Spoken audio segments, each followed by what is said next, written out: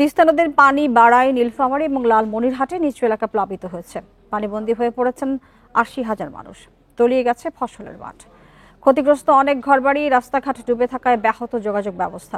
এদিকে তিস্তা, ধরলা ও দুধকুমার নদ নদীর পানি কমে আগামী ৩ দিনে দেশের উত্তরাঞ্চলের বন্যা পরিস্থিতির উন্নতি হতে পারে বলে আভাস দিয়েছে পানি উন্নয়ন বোর্ডের বন্যা পূর্বাভাস এবং সতর্কীকরণ কেন্দ্র। ভারী বৃষ্টি ও উজানের পাহাড়ি ঢলে অস্বাভাবিকভাবে বেড়েছে তিস্তা নদীর পানি। রোববার রাতে বিপদসীমার ৩৫ সেন্টিমিটার উপর দিয়ে প্রবাহিত হয়, যা মৌসুমের সর্বোচ্চ। আশপাশের এলাকায় জারি করা হয় রেড অ্যালার্ট। সেই সাথে স্থানীয়দের নিরাপদে সরে যেতে মাইকিং করে প্রশাসন। প্রবল স্রোতের তোড়ে নীলফামারীতে তিস্তা তীরের একপাশে প্রধান বাঁধে ভাঙন দেখা দেয়। এছাড়া খালিশা চাপানি ইউনিয়নের ২২ পুকুর গ্রামে বাঁধ ক্ষতিগ্রস্ত হয়। নদীর পানি উপচে বসতবাড়িতে ঢুকে পড়ছে। তলিয়ে গেছে ফসলের মাঠ। আমাদের বাড়িঘর চলে গেল, ক্ষেত খেলা আবাদ শিবির সব নষ্ট হয়ে গেল। আমাদের কিছু বাড়ির খাবার দাবার কিছু নেই। আমাদের এই রাস্তা ডুবে গেছে, ডুবে যাওয়া বাড়িঘর পর্যন্ত পানি উঠছে। লালমনিরহাটে পানিবন্দী হয়ে পড়েন হাতীবান্ধা, আদিতমারি, কালীগঞ্জ ও সদর উপজেলার নিচু এলাকার মানুষ।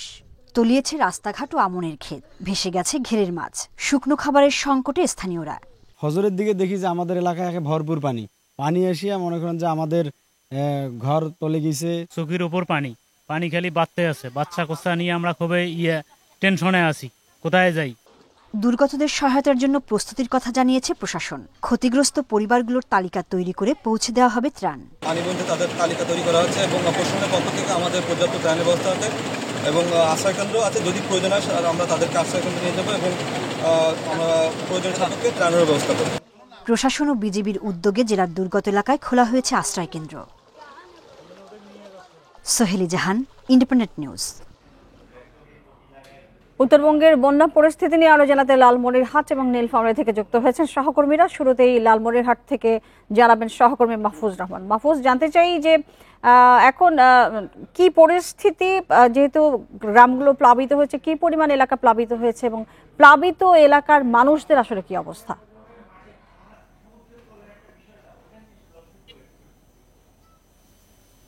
দেখুন, তিস্তার যে পানির কারণে কিন্তু তিস্তার যে নিম্ন অঞ্চল আছে সেই নিম্ন অঞ্চল কিন্তু প্লাবিত হয়ে যায়। প্রায় ৩০টির অধিক গ্রাম কিন্তু প্লাবিত হয়েছে ৫ উপজেলার।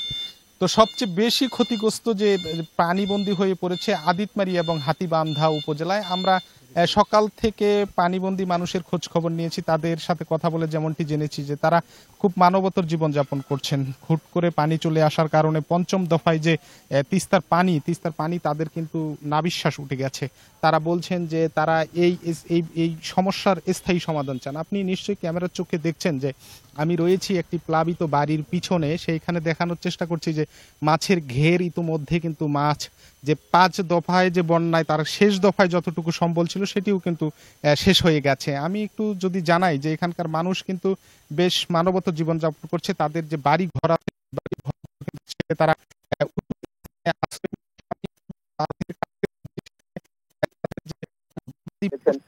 সব মিলে আমি তাদের সাথে কথা বলে যেমনটি দেখেছি যে তাদের কিন্তু বেশ দুর্ভোগ পোহাতে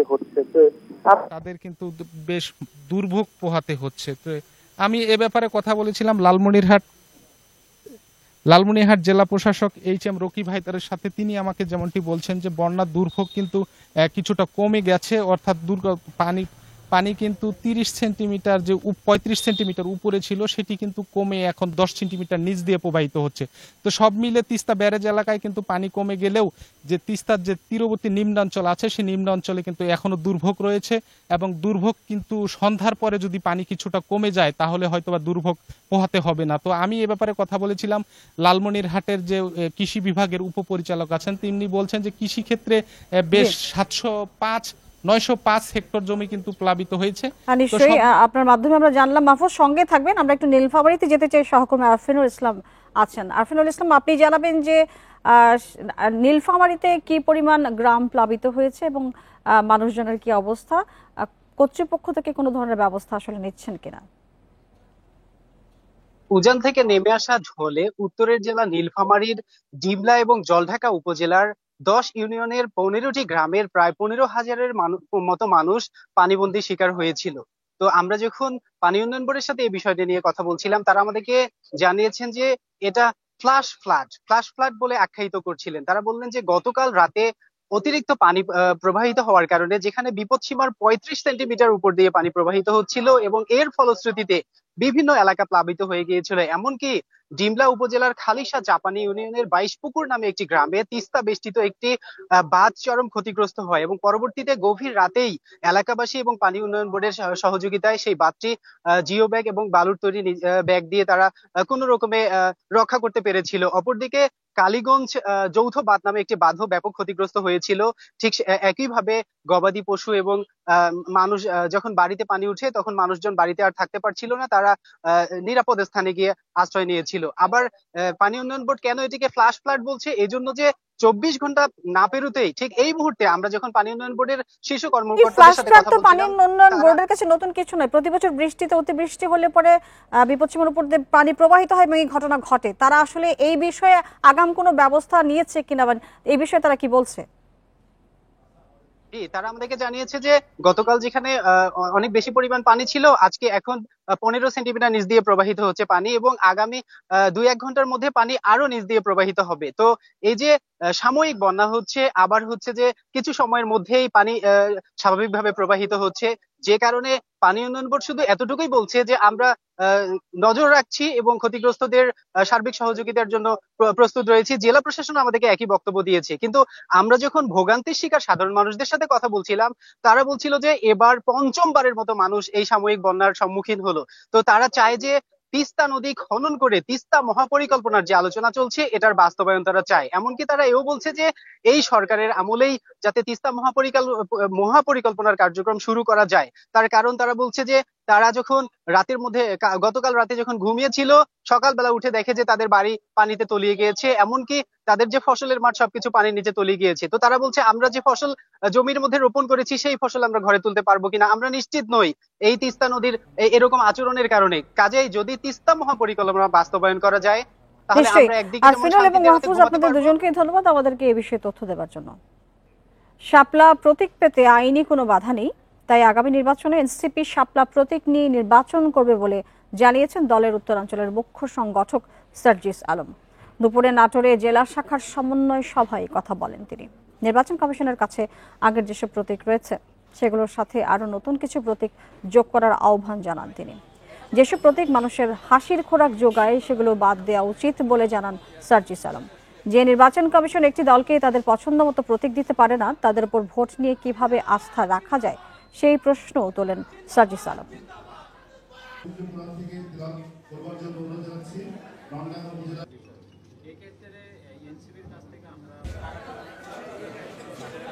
আগামীর যে কোনো একটা রাজনৈতিক দল যেই মার্কাটা নিয়ে একটা ডিগনিটি শো করে তারা তাদের জায়গা থেকে নির্বাচন করতে পারবে, জনগণের কাছে যেতে পারবে, ওই ধরনের মার্কা আমরা তাদেরকে ওই লিস্টে ইনক্লুড করতে বলবো। এবং যেগুলো মানুষের হাসির খোরাক যোগায় সেগুলো যে কোনো দলের জন্যই সেগুলো আসলে ওখানে থাকা উচিত না।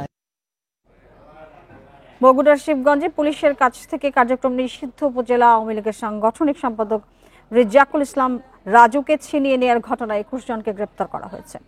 শিবগঞ্জ থানার ওসি মোহাম্মদ শাহিনুজ্জামান জানান, গ্রেপ্তারকৃতদের মধ্যে 11 জন পুরুষ এবং 10 জন নারী আছেন।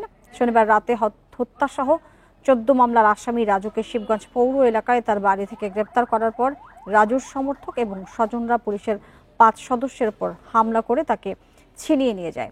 এই ঘটনায় রোববার শিবগঞ্জ থানায় পুলিশের উপর হামলা এবং সরকারি কাজে বাধা দেওয়ার অভিযোগে 200 জনের বিরুদ্ধে মামলা করে এসআই মামুন। তবে এখনো আওয়ামী লীগ নেতা রেজ্জাকুলকে গ্রেপ্তার করা যায়নি।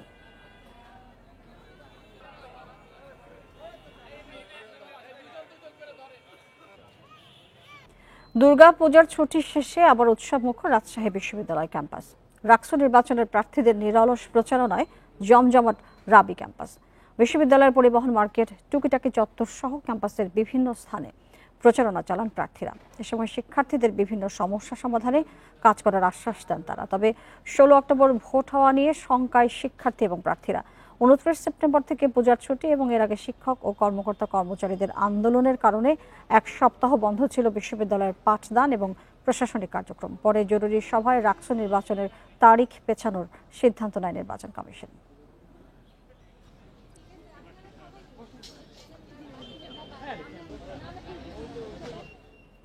এ নিয়ে আরো জানাতে রাজশাহী থেকে যুক্ত হচ্ছে সহকর্মী আহসান হাবিব। অপু, পূজার ছুটির পরে আবারও জমজমাট এবং উৎসব মুখর নির্বাচনী আমেজ, এবং যারা ফিরেছেন কি বলছেন তারা?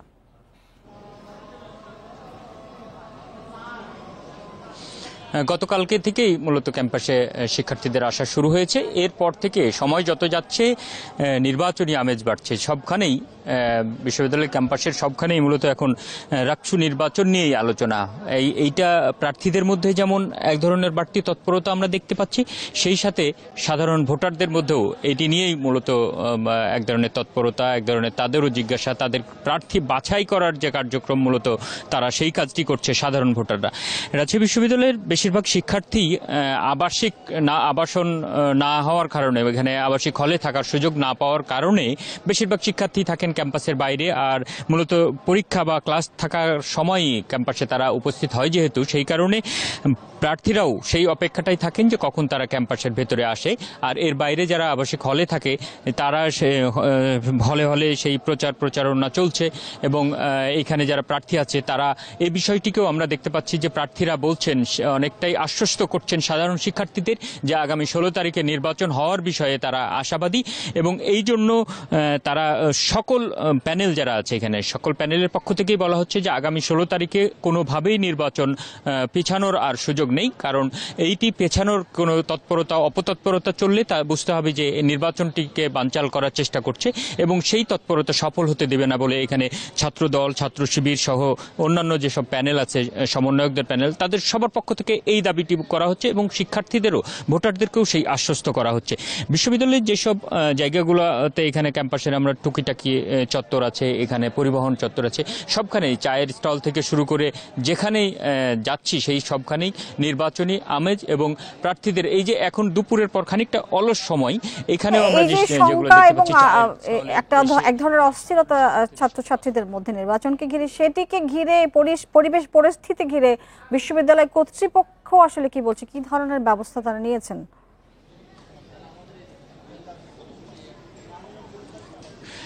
নির্বাচন নিয়ে যে সংশয়ের জায়গাটি সেটি তৈরি হয়েছিল মূলত বারবার তারিখ পরিবর্তনের কারণে। নির্বাচন কমিশন শিডিউল বারবার পরিবর্তন করেছে, 3 বার তারা নির্বাচনের তারিখটি পরিবর্তন করে 4র্থ দফায় এই তারিখটি আছে।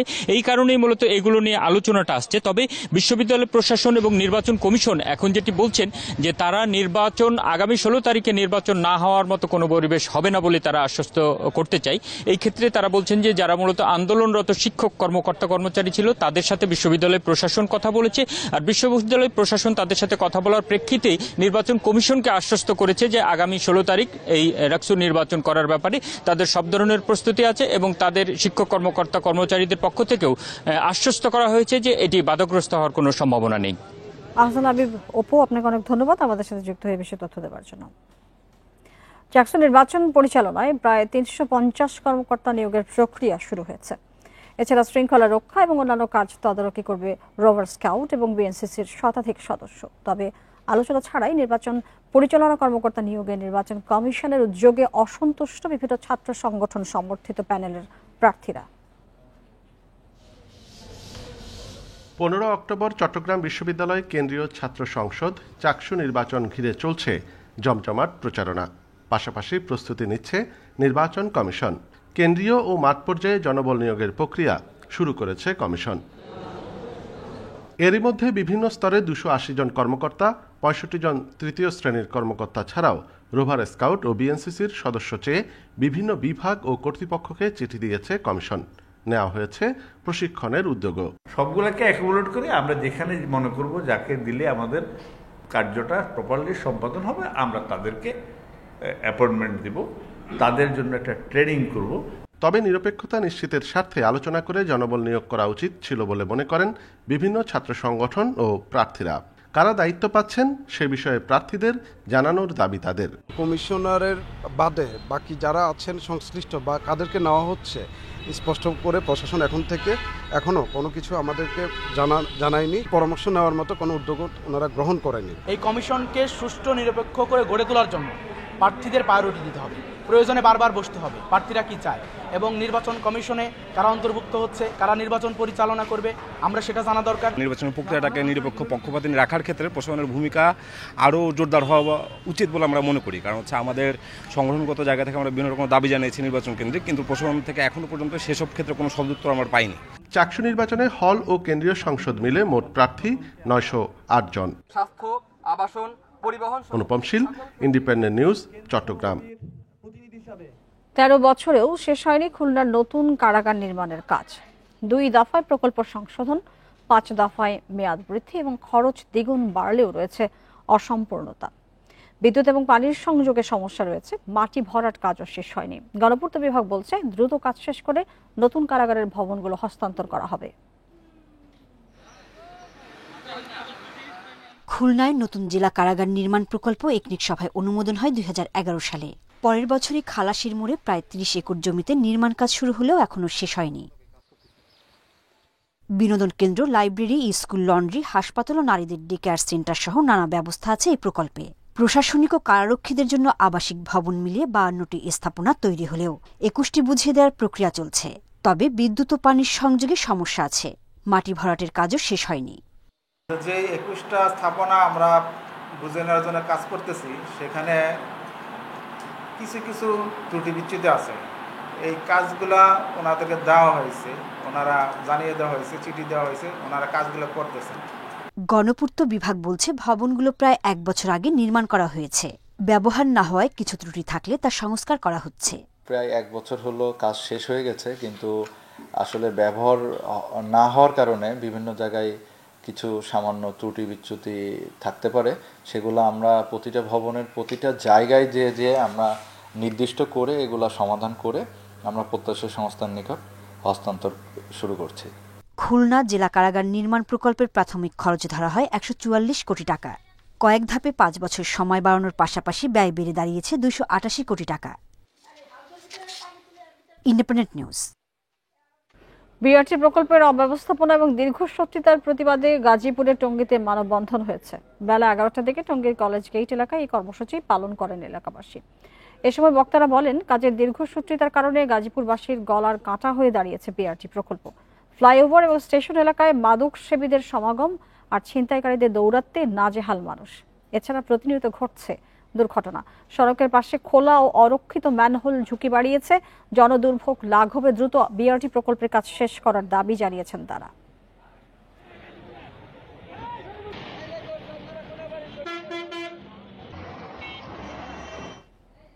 নাটোরের বড়াই গ্রামে বাস চাপায় ব্যাটারি চালিত অটোরিকশার 3 যাত্রী নিহত হয়েছেন। দুপুর উপজেলার বনপাড়া পাবনা মহাসড়কের গুনাইহাটি এলাকায় এই দুর্ঘটনা ঘটে। বনপাড়া হাইওয়ে থানার ওসি ইসমাইল হোসেন জানিয়েছেন, বনপাড়া থেকে কুষ্টিয়াগামী যাত্রীবাহী বাস এই এলাকায় পৌঁছলে বিপরীতমুখী যাত্রীবাহী অটোরিকশার সংঘর্ষ হয়। এতে ঘটনাস্থলেই অটোরিকশার 3 যাত্রী নিহত এবং 2 জন আহত হন।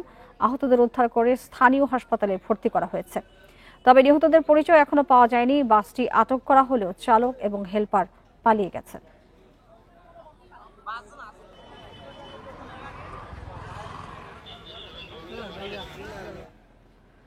নাটোরের বড়াই গ্রামে নিজ বাড়িতে এক বৃদ্ধাকে হত্যা করেছে দুর্বৃত্তরা। রবিবার রাত 8:30টার দিকে উপজেলার বনপাড়া পৌরসভার সর্দারপাড়া মহল্লায় এই ঘটনা ঘটে। নিহত মমতাজ বেগম সর্দারপাড়া মহল্লার মৃত শফিউল্লাহর স্ত্রী। পুলিশ জানায়, 12 বছর আগে স্বামীর মৃত্যুর পর বাড়িতে একাই থাকতেন বৃদ্ধা মমতাজ। রাতে নামাজ শেষে ফিরে বাড়ির দরজা খোলা দেখতে পান নৈশ প্রহরী আবু সামা। পরে ঘরে মমতাজ বেগমের রক্তাক্ত মরদেহ পড়ে থাকতে দেখে পুলিশে খবর দেন। জিজ্ঞাসাবাদের জন্য বাড়ির প্রহরী আবু সামা এবং গৃহকর্মী সুফিয়া বেগমকে থানায় নেওয়া হয়েছে। বৃদ্ধার স্বর্ণালঙ্কারের খোয়া যাওয়ায় স্বজনদের ধারণা ফাঁকা বাড়িতে ডাকাতি করতে গিয়ে এই ঘটনা ঘটিয়েছে দুর্বৃত্তরা।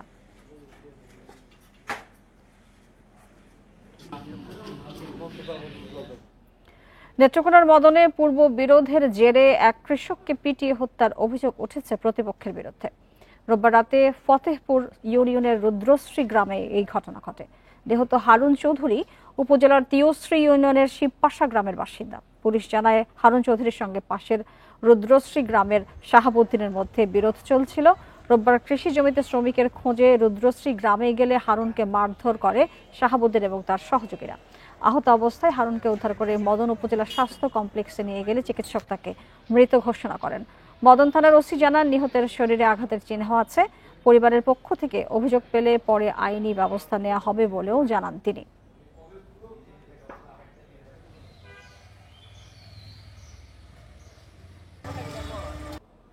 বৌদ্ধদের অন্যতম ধর্মীয় উৎসব প্রবরণা পূর্ণিমা আজ।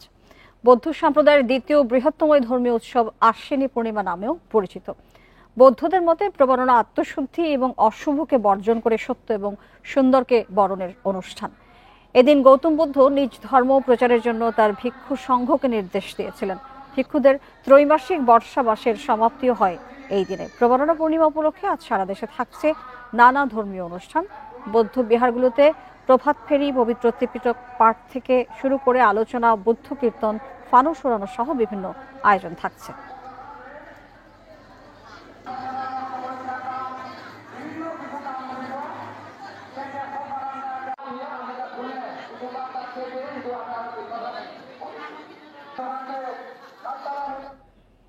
নানা আয়োজনে উদযাপিত হচ্ছে বৌদ্ধ ধর্মাবলম্বীদের অন্যতম ধর্মীয় উৎসব প্রবরণা পূর্ণিমা। বৌদ্ধ বিহারগুলোতে দিনব্যাপী নানা ধর্মীয় অনুষ্ঠানে অংশ নেন নানা বয়সী মানুষ। দেশ এবং জাতির মঙ্গল কামনা করেন বৌদ্ধ ধর্মাবলম্বীরা। প্রবরণা পূর্ণিমা উদযাপনে বৌদ্ধবিহারগুলোতে আয়োজন করা হয় নানা আচার অনুষ্ঠানের। চট্টগ্রাম নগরীর নন্দনকানন বৌদ্ধ মন্দির সহ বিভিন্ন বিহারে ধর্মীয় সমাবেশের পাশাপাশি অষ্টশীল ও পঞ্চশীল গ্রহণ এবং ভিক্ষু সঙ্গে পিণ্ডদান অনুষ্ঠিত হয়। এই প্রবরণা পূর্ণিমা আষাঢ়ী পূর্ণিমা থেকে শুরু হয়ে আশ্বিনী পূর্ণিমা 3 মাস পর আমাদের এই পবিত্র প্রবরণা পূর্ণিমা। প্রবরণা পূর্ণিমা উপলক্ষে বৌদ্ধমূর্তি দান সহ দিনব্যাপী নানা ধর্মীয় অনুষ্ঠানের আয়োজন করা হয় রাঙামাটি রাজবন বিহারে। এ সময় সুন্দর ভবিষ্যতের জন্য বিশেষ প্রার্থনা করেন পুণ্যার্থীরা। আমাদের প্রার্থনা থাকবে যাতে পার্বত্য জমে শান্তি সহ বাংলাদেশের শান্তি অব্যাহত থাকে। এখানকার যারা ধার্মিক নাগরিকবৃন্দ আসছেন তারা যাতে সুচারুভাবে সুন্দর সুশৃঙ্খলভাবে তাদের ধর্মীয় কার্যাদি পালন করতে পারে, সেজন্য আমরা সর্বোচ্চ ব্যবস্থা নিয়েছি। 3 মাস বর্ষাবাস শেষে প্রবরণা পূর্ণিমা উৎসবে মেতে ওঠেন খাগড়াছড়ির বৌদ্ধ ধর্মাবলম্বীরা। বান্দরবান রাজবিহারে সকাল থেকে শুরু হয় ধর্মীয় আনুষ্ঠানিকতা। বিভিন্ন বিহারে ধর্মীয় আলোচনা সভার পাশাপাশি দেশ ও বিশ্বের শান্তি কামনায় প্রার্থনা করা হয়। আমরা ফুল দিয়ে বৌদ্ধর পূজা করব এবং আমাদের শহরের শান্তির জন্য মঙ্গল কামনা করব। অনুষ্ঠান বিহারে সংঘদান, অষ্টপরিক্রমা দান সহ নানাবিধ অনুষ্ঠান এবং ফানুস উত্তোলন থেকে শুরু করে আমরা যাবতীয় অনুষ্ঠান করে থাকি। অশুভকে বর্জন করে আত্মশুদ্ধি, সত্য ও সুন্দরকে বরণে পটুয়াখালীর বৌদ্ধ ধর্মাবলম্বীরা প্রবরণা পূর্ণিমার ধর্মীয় অনুষ্ঠানে যোগ দেন। বিহারের পাশাপাশি জেলার রাখাইনপাড়ায় উৎসবের আমেজ। Tania Nasrin, independent news. বাঙালি হিন্দু সম্প্রদায়ের ধর্মীয় উৎসব লক্ষ্মী পূজা আজ। প্রতি বছর দুর্গোৎসবের পরবর্তী পূর্ণিমায় হয় এই পূজা। এই পূর্ণিমাকে বলা হয় কোজাগরী, সেজন্য এই পূজা কোজাগরী লক্ষ্মী পূজা নামেও পরিচিত। সনাতন শাস্ত্র মতে লক্ষ্মী ধন সম্পদ, সমৃদ্ধি এবং সৌন্দর্যের দেবী। পঞ্জিকা অনুযায়ী বেলা 11:54 থেকে পূর্ণিমা তিথি শুরু হবে, আর মঙ্গলবার সকাল 10:01:45 এই তিথি শেষ হবে। এই সময়ের মধ্যে লক্ষ্মী পূজা উদযাপন করবে হিন্দু সম্প্রদায়। মণ্ডপ ছাড়াও ঘরে ঘরে এই পূজার আয়োজন করেন হিন্দুরা। সন্ধ্যায় করা হয় প্রদীপ প্রজ্বলন।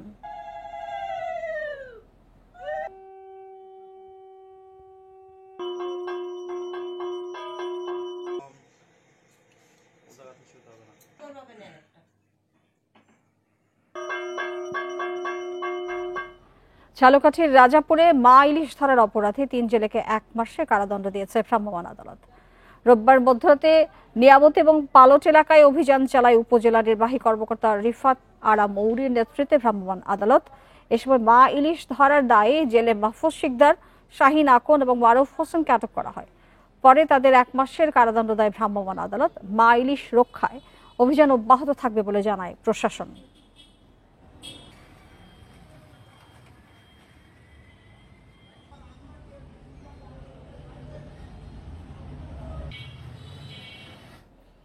মেহেরপুর কুষ্টিয়া আঞ্চলিক মহাসড়ক ঘেঁষে প্রতিদিনই বসছে বাজার। এর ফলে ব্যাহত হচ্ছে যান চলাচল, অন্যদিকে বাড়ছে দুর্ঘটনার সংখ্যাও। এই নিয়ে অভিযোগ করে এখনো কোনো কাজ হয়নি বলে অভিযোগ আছে। তবে এলাকার সমস্যা সমাধানে আশ্বাস দিয়েছে স্থানীয় প্রশাসন। মেহেরপুর কুষ্টিয়া আঞ্চলিক মহাসড়ক এটি ৩২ কিলোমিটার সড়কটির ২০টির বেশি অংশে সকাল থেকেই বসে বাজার। ক্রেতা বিক্রেতাদের হাক ডাকে মুখর থাকে সড়কটি। সড়ক জুড়ে নিত্যপণ্যের পসরা থাকায় যানবাহন চালাতে হিমশিম অবস্থা চালকদের। ব্যস্ত সড়কটিতে বাজার বসায় দুর্ঘটনার ঝুঁকি থাকলেও নেই কোনো নজরদারি। অভিযোগ যাত্রী চালকদের। দুই পাশে যে হাট বাজারগুলো বসে এখানে অনেক লোকজন হুটহাট করে আমাদের গাড়ির সামনে চলে আসে, এর কারণে আমাদের অনেক সমস্যা হয় রাস্তায় গাড়ি চালাতে। রোড এত বড় শহর হয়েছে, তারপরও আমাদের কোনো যাতায়াতের বিঘ্ন সবসময় ঘটছে, সবসময় দুর্ঘটনার সম্মুখীন হওয়া লাগছে। যে কোনো সময় একটি বড় ধরনের দুর্ঘটনা ঘটতে পারে এবং পরিবহন মোটরসাইকেল যাওয়া খুব রিস্ক। সড়কের ১০ মিটারের মধ্যে হাট বাজার না বসাতে নির্দেশনা রয়েছে। এ বিষয়ে প্রয়োজনীয় ব্যবস্থা নেওয়ার আশ্বাস জেলা প্রশাসনের। আঞ্চলিক মহাসড়কের পাশে অবৈধ হাট বাজার বসলে সেক্ষেত্রে রাস্তায় যানবাহন চলাচল অসুবিধা হয় এবং দুর্ঘটনা ঘটতে পারে। সুতরাং এই ধরনের হাট বাজার বসলে আমরা বিধি মোতাবেক আইনানুগ ব্যবস্থা গ্রহণ করব। আঞ্চলিক এই সড়ক দিয়ে প্রতিদিন যাতায়াত করে দূরপাল্লা ও আন্তজেলার বাস সহ শত শত যানবাহন। Independent news. নিয়োগবিধির সংশোধন, ইন সার্ভিস ট্রেনিং এবং ১৪তম গ্রেডে আপগ্রেডেশন সহ ৬ দাবিতে দিনাজপুরের হিলিতে কর্মবিরতি পালন করছেন স্বাস্থ্য সহকারীরা। তৃতীয় দিনের মতো হাসপাতাল চত্বরে অবস্থান নিয়ে কর্মবিরতি পালন করেন স্বাস্থ্য সহকারীরা।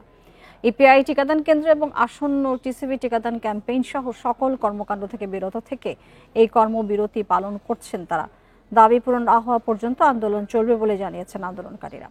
তাদের এই আন্দোলনের কারণে অনেক অভিভাবক শিশুদের টিকা দিতে গিয়ে ফিরে আসছেন।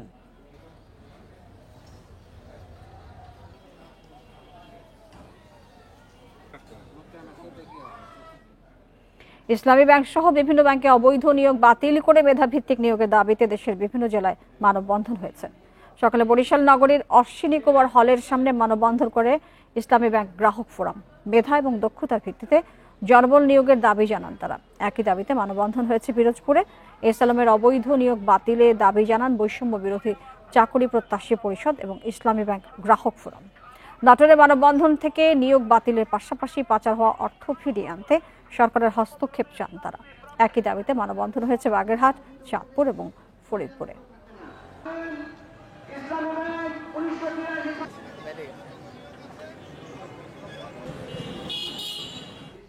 নানা কর্মসূচিতে বিশ্ব বসতি দিবস পালিত হয়েছে। রাজশাহীতে দিবসটি উপলক্ষে বিভাগীয় কমিশনার এবং রাজশাহী উন্নয়ন কর্তৃপক্ষের উদ্যোগে র্যালি এবং আলোচনা সভা হয়।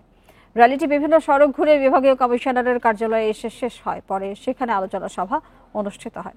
সভায় নগর সংকট মোকাবিলায় করণীয় পরিকল্পিত উন্নয়ন, নগর শাসন ও অংশীদারিত্বের বিষয়ে আলোচনা করা হয়। বিশ্ব বসতি দিবস উপলক্ষে যশোরে বর্ণাঢ্য র্যালির আয়োজন করা হয়। সকালে জেলা প্রশাসক মোহাম্মদ আজহারুল ইসলামের উদ্বোধন করেন। বক্তারা বলেন, দুস্থ অসহায় ছিন্নমূল মানুষের বাসস্থান নিশ্চিত করতে উদ্যোগ নেওয়া হচ্ছে। নানা আয়োজনের মধ্য দিয়ে গোপালগঞ্জ পটুয়াখালীতে দিবসটি পালন করা হয়।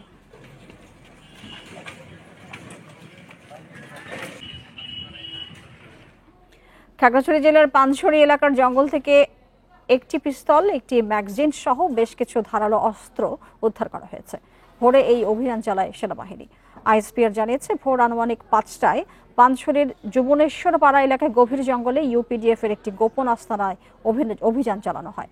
এ সময় ঘটনাস্থল থেকে একটি ইউপিডিএফ এর শীর্ষস্থানীয় গ্রুপ কমান্ডার সুচেন চাকমা পালিয়ে যায়। পরে তল্লাশি চালিয়ে ইউপিডিএফ সশস্ত্র সদস্যদের ব্যবহৃত একটি পিস্তল, একটি ম্যাগাজিন, 2 রাউন্ড অ্যামুনিশন, 15টি ব্যানার, 2টি ওয়াকি-টকি চার্জার, 2টি মোবাইল ফোন, ধারালো অস্ত্র এবং বেশ কিছু সরঞ্জামাদি উদ্ধার করা হয়েছে।